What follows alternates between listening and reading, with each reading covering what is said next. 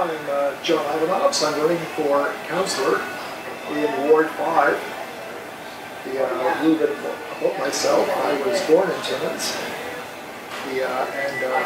As most people did, at the age of 17, I did move away to go down to university in Hamilton at McMaster, and stayed down south.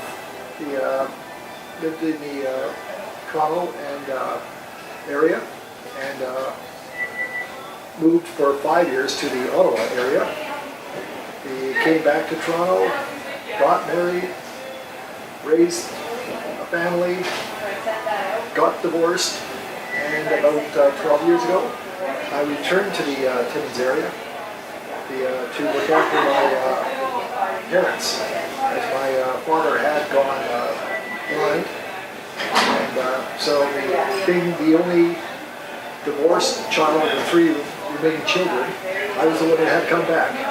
And since then, I have become involved in on the political scene, working for the both provincial and federal campaigns, and working in one municipal campaign in the last municipal election, and doing the grunt work, doing the hands-on work, not really involved in policy, but more in the side end of the business. Seeing the way council has been running, I just became more and more upset with the way things are going, and more upset with the cronyism, the lack of common sense with their decisions.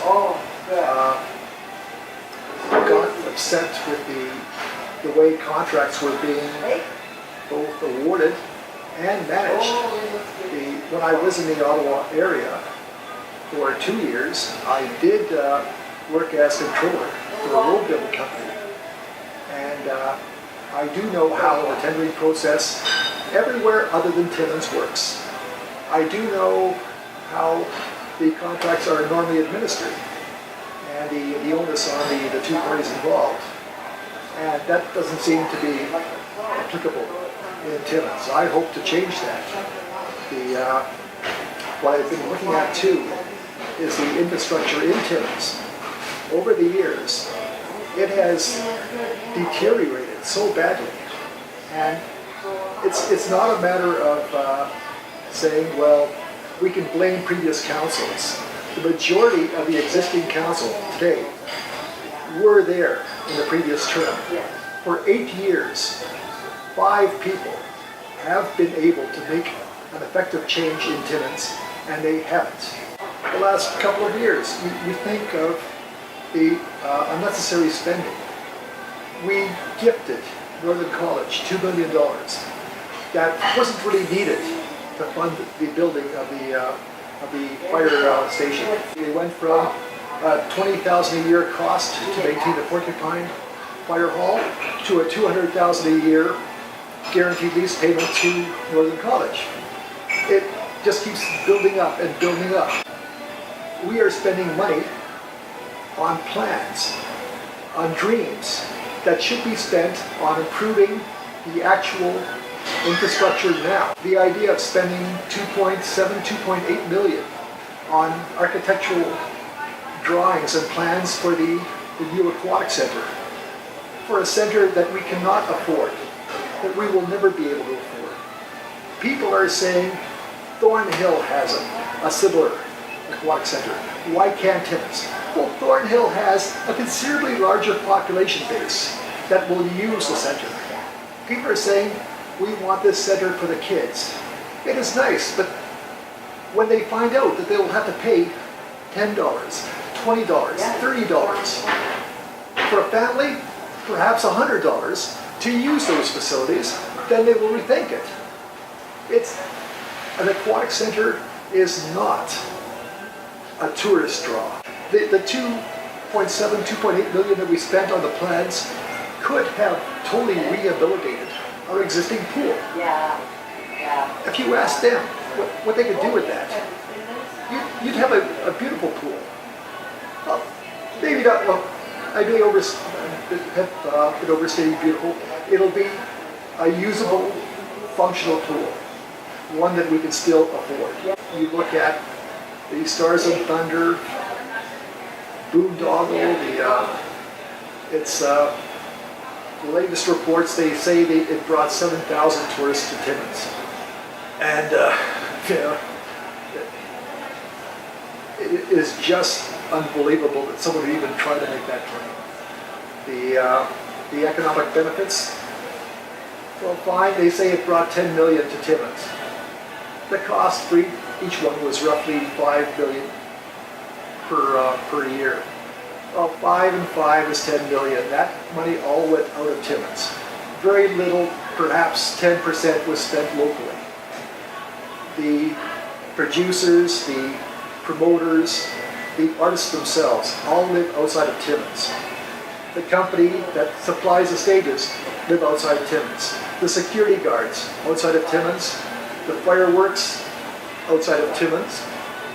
It was money that was drained from the local economy. No matter what people say, it went out. We cannot afford that in Timmins. We have to get back to the basics. There are just way too many of these problems that the next council has to look at to even consider being able to put up the aquatic center. We have to concentrate on surviving. Timmins is in a crisis situation. We have to get our roads back in shape. We have to get our infrastructure functional. In the wintertime, people in some parts of Timmins are told to run their water non-stop at night to keep the pipes from freezing. That is such a third world type of solution to a problem. It's unbelievable that they would even suggest that. The consultants in particular are being awarded contracts. They're being awarded extra cost overruns on their contracts without any real discussion. You look at the entire expenditure for the Stars and Thunder. Half an hour's worth of discussion to spend $5 billion. Totally ludicrous. Something that should never happen. I am upset about the way council's running. Instead of just sitting back and relaxing and just complaining on Facebook, the way I have done quite a bit, I've actually taken that next step. I've committed to going out and trying to change the system. I am retired, so I can work as a councillor on a full-time basis. I won't be there saying, well, I can't go out, I can't, I'm too busy with other committees, I'm too busy with this or that. I do have the time to spend as a councillor, as a full-time councillor. I am also very, very frugal with my own spending. As a senior, I have to be. And I also believe that that same attitude should be applied to the city in general. The city did provide a $300 grant to seniors if you get the GIS, the Guaranteed Income Supplement. You could get a $300 credit on your taxes. That should apply to all seniors, all senior homeowners, not just those that are on GIS. If you have two people that do have a little money saved aside or do have pension money coming in, they may not get the GIS. They are the ones, they need it just as badly as the other seniors. Their pensions are going up 1%, 1.2%. The taxes are going up 2.4, 2.5. They are being forced out of their houses. They are being forced to sell. They're being forced to move out of the city. That can't go on. The seniors need a break. I'm really, really pleased to see that there are so many candidates that have stepped forward to go in there and try and change things. Hopefully there will be a virtual clean sweep in council, and hopefully we can make these changes, because the system that we have now is broken. I've made presentations to council about various topics. The last one was the debacle over the advanced polls and the lack of proxy voting. Previous to that, I made a presentation to council to try to restore the accessibility of the public to make presentations to council. The previous rules and regulations allowed you to go up to council and the day of the meeting and ask to talk to a specific item on that day's agenda. That had been dropped over the last couple of years. When I made my presentation, council did agree to add that back in, but they never did finalize the rules and regulations. That seemed to be tabled and forgotten about. It just became more and more frustrating. As I say, it's something that we as taxpayers have to try to address, something that we have to get. Hopefully we have to, as a prospective future councillor, hopefully we can change those things. Hopefully I can make a difference. As I say, I will be trying. I will be trying my best. I am committed to it. It's something that seems like a major change this late in life, but it's something that has to be done. Hopefully, the one aspect that I do see as being positive in this election, there is more involvement by the public. Traditionally, Timmins has had a 35 to 40% turnout for the votes, something that I consider pathetic. The people are there. The classic expressions you hear: "You can't fight City Hall." Yes, you can. You want to make a change. You don't just want to sit there and complain all the time. You have to try and change. And as I say, the next council, they have so many challenges now just to try to maintain, to keep Timmins from crumbling, to keep Timmins from having to declare bankruptcy almost. You can talk about trying to stop migration. You can try to talk about qualities of life issues. That's really got to take a back burner now. We've got to concentrate on the necessities, getting Timmins back in shape. When you look around Timmins, there is so much waste, so many unnecessary expenses and expenditures. The Golden Manor, we subsidize to the tune of $3 million plus per year. Now, the Golden Manor is just one out of 5, 6 long-term care facilities in Timmins. It's the only one that gets subsidized by the city. We have to look at rationalizing the Golden Manor. I'm not saying get rid of it. No one is saying get rid of the Golden Manor. It is necessary. But at the Golden Manor, the city is subsidizing the Golden Manor. They are, in essence, paying $20,000 per year for each resident, on top of what the Golden Manor gets from the provincial government and what the Golden Manor charges the residents by taking their pensions and their GIS payments. The $3 billion saving there would help us with that infrastructure. Stopping the needless fees being paid to consultants for long-term plans. Stopping would allow us to use part of that funding for immediate needs. The tendering process, you've got to stop the sole sourcing. It just can't go on. You've got to get tenders out there. You've got to get proper tendering. A contractor with a proper contract can bring their own asphalt plant in from Sudbury, or they can bring one in from North Bay or down from Cochrane. We can get competition. We can get a lower cost. There is no sense trying to design or redesign the reconstruction of the connecting link without first knowing exactly what the water mains and the sewers underneath that roadway are like.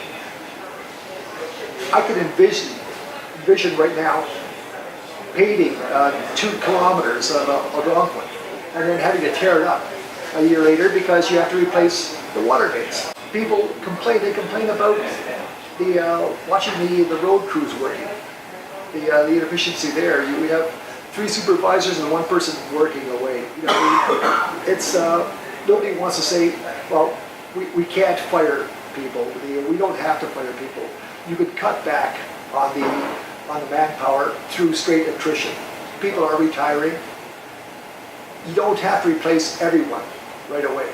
When you recall, when they first introduced the recycling trucks, we were told that the 2 trucks that they originally ordered would replace the 5 normal garbage trucks that we had in town, and we would be saving money. I believe we now have 5 of those recycling trucks out there. The population hasn't increased, but the trucks were in proper design. The rationale behind buying the 3rd, 4th, and 5th truck was that, well, the first 2 are breaking down, but we want to buy the same make and model so that we can use the parts from the other ones. That doesn't make sense. The same approach was used with the buses. Some of the buses were not designed for the northern environment, but they bought the same model because that way they could have the same parts being used. That doesn't make sense. It's and as I say, that one aspect, the 5 normal garbage trucks have been replaced with 5 of these new recycling trucks, and the recycling trucks were 3-4 times the cost of the normal garbage trucks that we had. Those type of decisions have to stop. It just defies common sense. In Ward 5, the downtown business improvement area, it's they're slowly, whether they're needed or not, I really don't know. I don't really see how they've really been able to affect a change in the downtown area. The complaint you always hear is that they did run that beautification program years ago where they put in the flower plots, but that just took away the parking. The last couple of years, with the buildings catching fire mysteriously, there are a lot more parking lots available now, which sort of alleviate that problem. The infrastructure is crumbling throughout all of Timmins.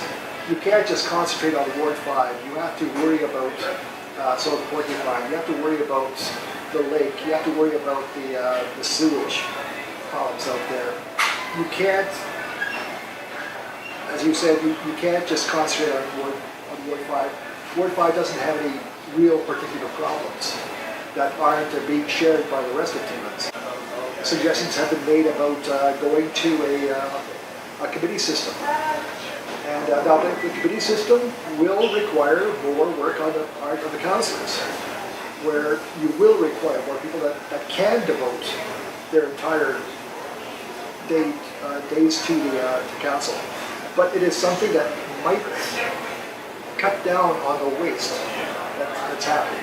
It may give us more control. I also think that the public should have greater access to council meetings, and they should be able to voice their concerns. The idea that, well, I'm elected, so I'm going to represent you for 4 years, and then just turning your back on the population and saying, hey, you voted for me, I make the decisions. That doesn't work. I'm not saying you should have a referendum on every item coming up, but you should allow the public to voice their opinions.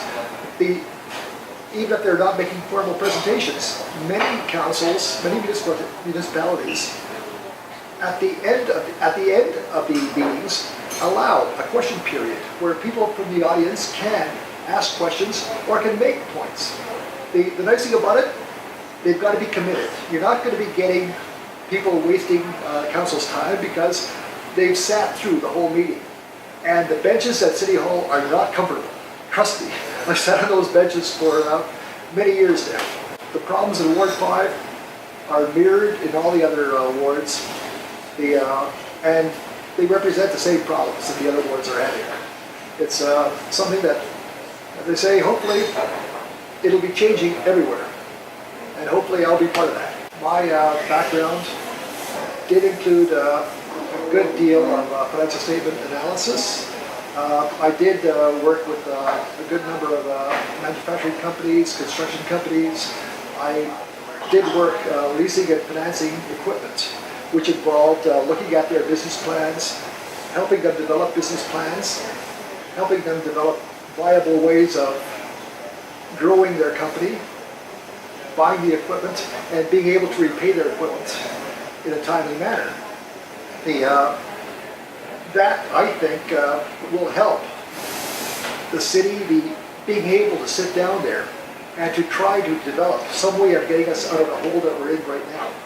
Some way to help us keep from having to declare bankruptcy. We've got to get something that we can sustain on our own and realize that we do have a problem. You can't bury your head in the sand and hope that things will work out. We've got to look at it from a financial viewpoint. Yeah, so we've got to be able to have people on there that do understand financial statements, that can look at a business plan and realize whether it's realistic or not.